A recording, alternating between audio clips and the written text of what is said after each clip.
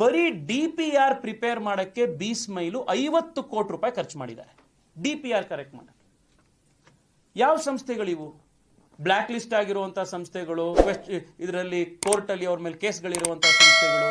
ಇವರು 50 ಕೋಟಿ ರೂಪಾಯಿ DPR ಮಾಡಿದ್ದಾರೆ. ಇವ್ರು ಮಾಡಿರೋ DPR ಸರಿ ಇದೆಯಾ ಇಲ್ವಾ ಅಂತ ಜಡ್ಜ್ ಮಾಡಬೇಕಾಗಿರುವಂತಹ ಸಂಸ್ಥೆ ಯಾವುದು? BMLTA. ಆ BMLTA ಅನ್ನೋದನ್ನ ಸರ್ಕಾರ ಆ ಕಾನೂನು ಮಾಡಿ ಜನ ಹೋರಾಟ ಮಾಡಿ ಅದನ್ನ ತಂದಿದ್ದು ಯಾಕೆ ಅಂತಂದ್ರೆ, ಬೆಂಗಳೂರಿನಲ್ಲಿ 10-12 ಸಂಸ್ಥೆಗಳಿದೆ. ಒಬ್ಬೊಬ್ರು ಅವ್ರಿಗೆ ತೋಚಿದ ಕೆಲಸ ಬೇಕಿದ್ದ ಟೈಮಲ್ಲಿ ಮಾಡ್ಕೊಂಡು ಹೋಗ್ತಾ ಇದ್ದಾರೆ. ಒಂದು ಕೋಆರ್ಡಿನೇಷನ್ ಬರಬೇಕು, ಒಂದು ಸೈಂಟಿಫಿಕ್ ಎಕ್ಸ್ಪರ್ಟ್ ಬಾಡಿ ಇದನ್ನ ಕೋಆರ್ಡಿನೇಷನ್ ಮಾಡಬೇಕು ಅಂತ BMLTA ಬಂದಿತ್ತು.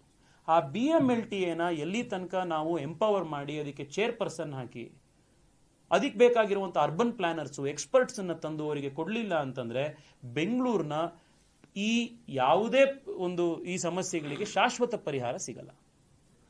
ಇದು ಬ್ಯಾಂಡೇಡ್ ಹಾಕ್ದಂಗೆ ಇವೆಲ್ಲವೂ ಕೂಡ. ಬೆಂಗಳೂರಿಗೆ ಬೇಕಾಗಿರೋದು ಬ್ಯಾಂಡೇಡ್ ಅಲ್ಲ, ಬೆಂಗಳೂರಿಗೆ ಬೇಕಾಗಿರೋದು ಸರ್ಜರಿ. ಆ ಸರ್ಜರಿ ಇನ್ಸ್ಟಿಟ್ಯೂಷನ್ಸ್ಗಳನ್ನು ಕಟ್ಟಿದಾಗ ಮಾತ್ರ ಬೇಕಾಗತ್ತೆ. ದಯವಿಟ್ಟು ಈ ದಿಕ್ಕಲ್ಲಿ ಕೆಲಸ ಮಾಡಬೇಕು ಅನ್ನೋದನ್ನ ನಾನು ಮಂತ್ರಿಗಳಿಗೆ ಮನವಿ ಮಾಡಿದ್ದೀನಿ.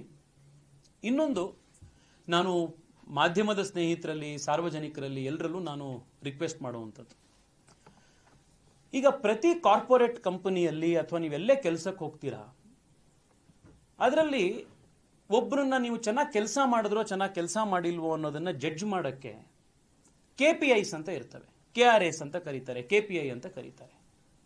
Key performance index. ಯಾವ ಆಧಾರದ ಮೇಲೆ ಇವರು ಚೆನ್ನಾಗಿ ಮಾಡಿದ್ರ ಮಾಡಲಿಲ್ವಾ ಅನ್ನೋದನ್ನ ಜಡ್ಜ್ ಮಾಡಕ್ಕೆ ಬೆಂಗಳೂರು ಇನ್ಚಾರ್ಜ್ ಮಿನಿಸ್ಟರ್ನ ಅಥವಾ ಮುಖ್ಯಮಂತ್ರಿಗಳನ್ನ ಅವರು ಬೆಂಗಳೂರಿಗೆ ಡೆಲಿವರ್ ಮಾಡಿದ್ರು ಅಂತ ನಾವು ಜಡ್ಜ್ ಮಾಡಬೇಕು ಅಂತಂದ್ರೆ ಯಾವ KPIs ಇರಬೇಕು? ಇದನ್ನ ಸಾರ್ವಜನಿಕವಾಗಿ ಒಂದು ಪ್ರಜ್ಞಾವಂತ ಸಮಾಜವಾಗಿ ವಿದ್ಯಾವಂತರಾಗಿ ನಾವಿವತ್ತು ಪ್ರಶ್ನೆ ಕೇಳಬೇಕಾಗಿದೆ. ನಾಳೆ ಯಾರೇ ಅಲ್ಲಿಗೆ ಮಂತ್ರಿಗಳು ಬರ್ಬೋದು.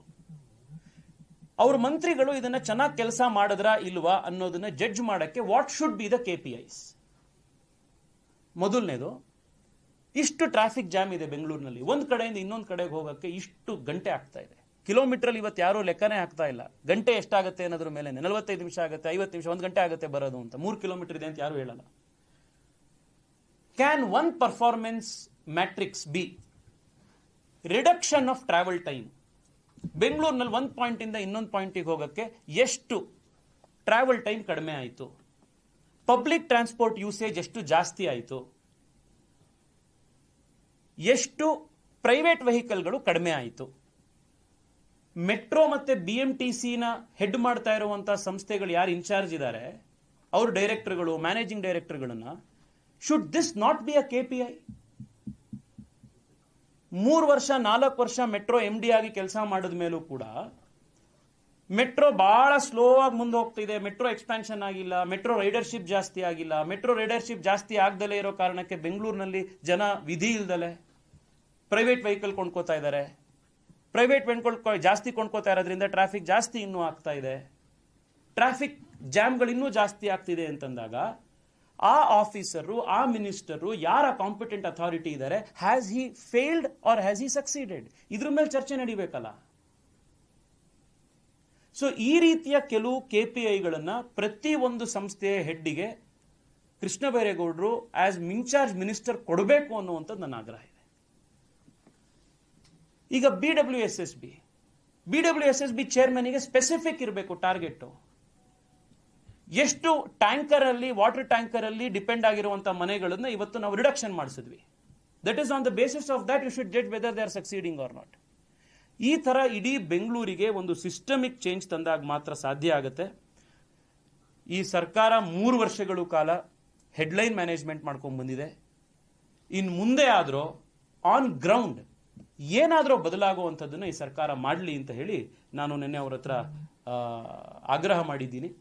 ಬರುವಂತಹ ದಿವಸಗಳಲ್ಲಿ ಈ ವೈಟ್ ಪೇಪರ್ ಅನೌನ್ಸ್ ಮಾಡೋವರೆಗೂ ಈ ಡ್ಯಾಶ್ ಬೋರ್ಡ್ ಅನ್ನು ಅವರು ಬೆಂಗಳೂರಿನ 5 ಕಾರ್ಪೊರೇಷನ್ಗಳಿಗೆ ಮಾಡಿಕೊಡೋವರೆಗೂ ಅನೌನ್ಸ್ ಮಾಡಿರುವಂಥ ಈ ಸಾವಿರಾರು ಕೋಟಿ ರೂಪಾಯಿ ರಸ್ತೆ ಗುಂಡಿ ಮುಚ್ಚುವಂಥ ಪ್ರಾಜೆಕ್ಟ್ಗಳನ್ನು ಆನ್ ದ ಗ್ರೌಂಡ್ ಅದರ ಬದಲಾವಣೆಯಾಗಿ ಇಂಪ್ಯಾಕ್ಟ್ ಕಾಣೋವರೆಗೂ ಕೂಡ ಪ್ರತಿ ವಾರ ಇದ್ರ ಹಿಂದೆ ನಾನು ಬಿದ್ದು ಇದನ್ನ ಮಾಡಿಸೋದ್ರವರೆಗೆ ನಾನು ಪ್ರಯತ್ನ ಮಾಡ್ತೀನಿ. ನಿಮ್ಮೆಲ್ಲರ ಸಹಕಾರ ಬೇಕು. ಧನ್ಯವಾದ. ಹೌದು, ಎಲ್ಲರದ್ದು ತಗೊಂಡು ಸೋಷಿಯಲ್ ಮೀಡಿಯಾದಲ್ಲಿ ಬರ್ತಿದೆ, ಗ್ರೂಪ್ ಅಲ್ಲೂ ಬರ್ತಿದೆ, ಅವರು ಅಧಿಕಾರಿಗಳಿಗೆ ಬೈತಾ ಇದ್ದಾರೆ ಸರಿ ಮಾಡಿ ಅಂತ. Seems like a positive change social ಮೀಡಿಯಾಲ್ಲೂ ಅವ್ರ ಬಗ್ಗೆ ತುಂಬಾ ಟ್ರ್ಯಾಕರ್ ಆಗ್ತಿದೆ. Do you think there would be a systematic change because a new minister has come in place? I really hope there will be a positive change. BJP Bengaluru, BJP Congress JDS ಇದೆಲ್ಲದಕ್ಕಿಂತ ಹೆಚ್ಚಾಗಿ ಬೆಂಗಳೂರಿಗೆ ಉಪಯೋಗ ಆಗಬೇಕು. ಅವರು ಒಳ್ಳೇದು ಮಾಡಬೇಕು. ಒಳ್ಳೇದು ಮಾಡೋದಕ್ಕೆ ನಮ್ಮ 100% ಸಹಕಾರ ಇರಬೇಕು. I think that is the responsibility of a constructive opposition. But institutional reform ಬಗ್ಗೆ ಅವ್ರು ಮಾತಾಡಲಿಲ್ಲ ಅಂತಂದ್ರೆ, ಈ ರೀತಿಯಾಗಿ ಇಡೀ ವ್ಯವಸ್ಥೆಯನ್ನ ನಾನು ಪರಿವರ್ತಿಸ್ತೀನಿ ಅಂತ ಪ್ರಯತ್ನ ಆಗಲಿಲ್ಲ ಅಂತಂದ್ರೆ ಏನು ವ್ಯತ್ಯಾಸ ನಮಗೆ ಸಿಸ್ಟಮ್ಯಾಟಿಕಲಿ ಏನು ಕಾಣುತ್ತೆ ಅಂತ ನನಗನ್ಸಲ್ಲ. ಇನ್ನೊಂದು ಎಕ್ಸರ್ಸೈಸ್ ಆಫ್ ಹೆಡ್ಲೈನ್ ಮ್ಯಾನೇಜ್ಮೆಂಟ್ ಆಗ್ಬೋದು. ಆಮೇಲೆ ಅವರು ಕಳೆದ 2-3 ದಿವಸದ ಪತ್ರಿಕಾ ಹೇಳಿಕೆಗಳನ್ನು ನೋಡಿದ್ರೆ, Bengaluru is suffering from weak governance, Bengaluru has dysfunctional systems, ಹೀಗೆಲ್ಲ ಹೇಳಿದ್ದಾರೆ. ಕಳೆದ 3 ವರ್ಷ ಯಾರಿದ್ರು ಅಧಿಕಾರದಲ್ಲಿ? ಈಗ ಯಾರು ನಿಮ್ಮ ಬಾಸ್ ಆಗಿದ್ದಾರೆ CM ಆಗಿ, ಅವರೇ ತಾನೇ ಇನ್ಚಾರ್ಜ್ ಇದ್ದಿದ್ದು, ಬೆಂಗಳೂರು ಇನ್ಚಾರ್ಜ್ ಮಿನಿಸ್ಟರ್ ಆಗಿ. So are you implicating him? Are you saying ಬೆಂಗಳೂರಿನ ಇವತ್ತಿನ ವೀಕ್ ಗವರ್ನೆನ್ಸಿಗೆ, ಬೆಂಗಳೂರಿನ ಇವತ್ತಿನ ಡಿಸ್ಫಂಕ್ಷನಲ್ ಸಿಸ್ಟಮ್ಸಿಗೆ ಕಳೆದ 3 ವರ್ಷ ಬೆಂಗಳೂರು ಇನ್ಚಾರ್ಜ್ ಮಿನಿಸ್ಟರ್ ಆಗಿದ್ದಂಥ DK ಶಿವಕುಮಾರ್ ಅವ್ರ ಕಾರಣ ಅನ್ನೋದನ್ನ ಇಂಡೈರೆಕ್ಟ್ ಆಗಿ ಹೇಳ್ತಾ ಇದ್ದಾರೆ ಅವರು? Is this the subtext? ಇದು ಕೂಡ ಪ್ರಶ್ನಿಸಬೇಕಾಗಿದೆ ನಾವು. ನನ್ ಕೆಲವು ಸತಿ ಏನ್ ಅನ್ಸುತ್ತೆ ಅಂದ್ರೆ, ಕಾಂಗ್ರೆಸ್ನವರು 3 ವರ್ಷ ದುರಾಡಳಿತ ಕೊಟ್ಟಾದ ಮೇಲೆ ಬೆಂಗಳೂರಿನಲ್ಲಿ ಜನ ರಸ್ತೆಯಲ್ಲಿ ಉಗಿತಾ ಇರೋದನ್ನ ನೋಡಿ ಬಹಳ ದೊಡ್ಡ ಮಟ್ಟದ ಒಂದು ಆಂಟಿ ಇನ್ಕಂಬೆನ್ಸಿ ಇದೆ ಅನ್ನೋದನ್ನ ಅರ್ಥ ಮಾಡಿಕೊಂಡು, ಏನಿವಾಗ ಮುಖ್ಯಮಂತ್ರಿ ಬದಲಾವಣೆ ಆಯಿತು, ಮತ್ತೆ ಹೊಸ ಮಂತ್ರಿಗಳನ್ನ ತಂದ್ರು, ಏನೋ ಒಂದು ಹೊಸ ಸರ್ಕಾರ ಬಂದ್ಬಿಟ್ಟಿದೆ, ಹಿಂದೆ ಆಗಿದ್ದನ್ನೆಲ್ಲ ಜನ ಮರ್ತು ಬಿಡ್ತಾರೆ, ಇದು ಹಳೆ ಸರ್ಕಾರದ ಕಂಟಿನ್ಯೂಯೇಷನ್ ಅಲ್ಲ, but it is a new government, ಏನೋ ಒಂದು ಹೊಸ ಚೇಂಜ್ ಆಗೋಗಿದೆ, ಚುನಾವಣೆ ಆಗಿ ಜನ ಆಯ್ಕೆ ಮಾಡಿ ಹೊಸ ಸರ್ಕಾರ ತಂದಿದ್ದಾರೆ ಅನ್ನೋವಂತ ಒಂದು ಅವರ 3 ವರ್ಷಗಳ ಆಂಟಿ ಇನ್ಕಂಬೆನ್ಸಿನ ತೆಗೆದುಹಾಕುವಂತ ಒಂದು ಪ್ರಯತ್ನ ನಡೀತಾ ಇದೆ. ಅದಕ್ಕೆ ಎಲ್ಲ ಫುಲ್ ಒಂದು PR ಓವರ್ ಡ್ರೈವ್ ನಿಮಗೆ ಕಾಣಿಸ್ತಾ ಇರೋದು.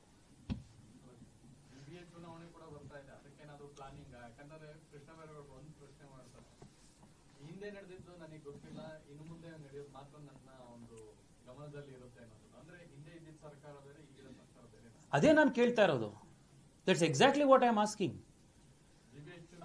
ಅಲ್ಲ, ಟು ಬಿ ಫೇರ್, ಕೃಷ್ಣ ಬೈರೇಗೌಡರು ಈಗ ಮಿನಿಸ್ಟರ್ ಆಗಿ ಇನ್ಚಾರ್ಜ್ ಆಗಿರ್ಬೋದು, ಹಿಂದೆ ಅವರು ಈ ಇಲಾಖೆಯಲ್ಲಿ ಇರಲಿಲ್ಲ. To let us be fair to him. ಆದ್ರೆ ಕಳೆದ 3 ವರ್ಷ ಇದ್ದಿದ್ದು ಯಾವ ಸರ್ಕಾರ? ನೀವು ಮಂತ್ರಿಗಳಾಗಿದ್ರಿ, ನಿಮ್ಮ ಈಗಿನ ಮುಖ್ಯಮಂತ್ರಿಗಳೇ ತಾನೇ ಬೆಂಗಳೂರಿಗೆ ಇನ್ಚಾರ್ಜ್ ಮಿನಿಸ್ಟರ್ ಆಗಿದ್ದು. ಸೊ ಈಗ ಹೊಸ GB ಎಲೆಕ್ಷನ್ ಬರ್ತಾ ಇದೆ ಅಂತಂದಾಗ ಹಳೇದೆಲ್ಲ ಲೆಕ್ಕ ಮರ್ತುಬಿಡಿ, ಹೊಸದಾಗಿ ಅಕೌಂಟ್ ಶುರು ಮಾಡಿ ಅಂತ ಕಾಂಗ್ರೆಸ್ನವ್ರು ಹೇಳಕ್ಕಾಗಲ್ಲ. ಯಾಕೆಂದ್ರೆ ಹಿಂದೆ 3 ವರ್ಷದಿಂದನೂ ಇದ್ದಿದ್ದು ಇದೇ ಸರ್ಕಾರ, ನಿಮ್ಮದೇ ಮುಖ್ಯಮಂತ್ರಿಗಳು. ಈಗ ಮುಖ್ಯಮಂತ್ರಿ ಆಗಿರೋರೇನೆ ಆಗ ಬೆಂಗಳೂರು ಡೆವಲಪ್ಮೆಂಟ್ ಮಿನಿಸ್ಟರ್ ಇದ್ದಿದ್ದು. ನಾನು ಹೇಳಿದೆ, ಬರೀ ರಸ್ತೆಗೆ ಹಿಂದೆ ಮುಖ್ಯಮಂತ್ರಿಗಳಾಗಿದ್ದ, ಈಗ ಮುಖ್ಯಮಂತ್ರಿ ಇರೋರು, ಹಿಂದೆ DCM ಆಗಿದ್ದಂತ DK ಶಿವಕುಮಾರ್ ಅವರು ಬರೀ ರಸ್ತೆ ಗುಂಡಿಗೆ ತಿಂಗಳಿಗೆ ಒಂದು ಅನೌನ್ಸ್ಮೆಂಟ್ ಯಾವ ತರ ಮಾಡಿದ್ದಾರೆ ಅಂತ. ಇದಕ್ಕೆ ನೀವು ಇವತ್ತು ವೈಟ್ ಪೇಪರ್ ಕೊಡಿ. ನೀವು ಹೊಸ ಅಕೌಂಟ್ ಓಪನ್ ಮಾಡಬೇಕು ಇವತ್ತಿಂದ ಅನ್ನೋದಾದ್ರೆ ಹಳೆ 3 ವರ್ಷದ್ದು ಇವತ್ತಿಗೆ ವೈಟ್ ಪೇಪರ್ ಕೊಟ್ಬಿಡಿ, ಏನಾಯ್ತು ಅಂತ. That is a fair ask. ಕಳೆದ 3 ವರ್ಷದ ಬರ್ಡನ್ ನನಗೆ ಬೇಡ ಅಂತಾದ್ರೆ, ನಮ್ಮ ಕಾಂಗ್ರೆಸ್ ಸರ್ಕಾರದ ಬರ್ಡನ್ ನನಗೆ ಬೇಡ ಅನ್ನೋದಾದ್ರೆ, DK ಶಿವಕುಮಾರ್ ಅವರೇ ಇನ್ಚಾರ್ಜ್ ಆಗಿದ್ದಾಗ ಮಾಡಿದಂತ ವ್ಯವಸ್ಥೆ ಡಿಸ್ಫಂಕ್ಷನಲ್ಲು, ವೀಕ್ ಗವರ್ನೆನ್ಸ್ ಅನ್ನೋದಾದ್ರೆ, ಇವತ್ತಿಂದ ಹೊಸ ಲೆಕ್ಕ ಶುರು ಮಾಡಬೇಕು ಅನ್ನೋದಾದ್ರೆ ಹಳೆ 3 ವರ್ಷದ ಲೆಕ್ಕ ಕೊಟ್ಬಿಡಿ. ಅದಕ್ಕೆ ನೀವು ವೈಟ್ ಪೇಪರ್ ಕೊಡಿ ಅಂತ ನಾವು ಕೇಳಿರುವಂಥದ್ದು. ಕಳೆದ 3 ವರ್ಷದಿಂದ ಏನು 5,500 ಕೋಟಿ ರೂಪಾಯೋ 7,500 ಕೋಟಿ ರೂಪಾಯಿ ಅದೆಷ್ಟು ಲೆಕ್ಕನೇ ಗೊತ್ತಾಗ್ತಾ ಇಲ್ಲ. ಒಂದೊಂದು ಪೇಪರ್ದು ಒಂದೊಂದು ಹೆಡ್ಲೈನ್ ತೆಗೆದ್ರೆ ಗೊತ್ತಾಗ್ತಿದೆ. ಅದೇ ಎಲ್ಲಿ ಗೊತ್ತೇ ಆಗ್ತಾ ಇಲ್ಲ ಸರ್. ನೀವು ಇದನ್ನ ಎಲ್ಲ ಆಡ್ ಮಾಡಿದ್ರೆ ಒಂದು ನಂಬರ್ ಬರುತ್ತೆ, ಒಟ್ಟಿಗೆ ಸೇರಿಸಿದ್ರೆ ಒಂದು ನಂಬರ್ ಬರುತ್ತೆ. ಇದು ಏನು ಯಾರಿಗೂ ಗೊತ್ತಾಗ್ತಾ ಇಲ್ಲ. ಏನು ಯಾರು ಹೇಳೋರು ಕೇಳೋರೇ ಇಲ್ವಾ? ಇದಕ್ಕೆ ಒಂದು ವೈಟ್ ಪೇಪರ್ ಕೊಡಿ ಅಂತ ಕೇಳಿದ್ರು ಸರ್. ಮೆಟ್ರೋ 3 ಫೇಸು ಅದು ಪೂರ್ತಿ ನನ್ನ ಕಾನ್ಸ್ಟಿಟ್ಯೂಯೆನ್ಸಿಯಲ್ಲೇ ಬರುವಂಥದ್ದು, ವೇಗಾ ಸಿಟಿ ಮಾಲ್ ಇಂದ ಹೊರಡುವಂಥದ್ದು, ಪೂರ್ತಿ ನಮ್ಮ ರಿಂಗ್ ರೋಡಲ್ಲಿ.